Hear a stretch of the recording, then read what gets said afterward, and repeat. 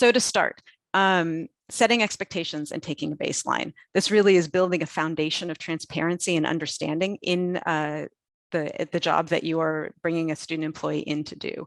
They really cannot kind of move forward without a really strong understanding of what's expected of them, and you understanding what it is that they are capable of.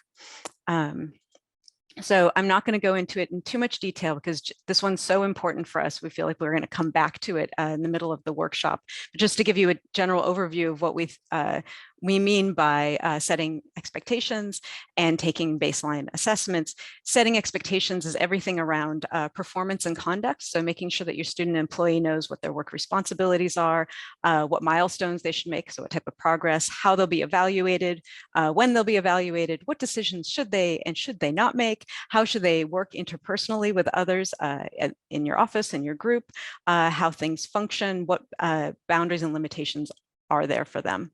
And then thinking about a baseline, this is a baseline of their knowledge, skills, and ability. So your ability to understand what they know and what they're capable of doing, their previous experience, what their work style is, which we'll also go into in more detail later in the presentation. And their strengths and growth areas and their concerns. And so this is a lot of information both to be able to relay out and to get back from any employee, but a student employee as well. And we're going to delve into this a little bit more, just to give you a general sense of what we mean by setting expectations and taking a baseline.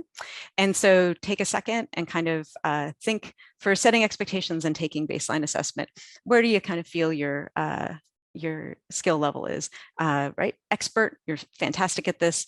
Highly skillful, skillful, somewhat skillful, not at all skillful. I just put an X there. It doesn't mean that that's how you're supposed to mark it. So however you feel.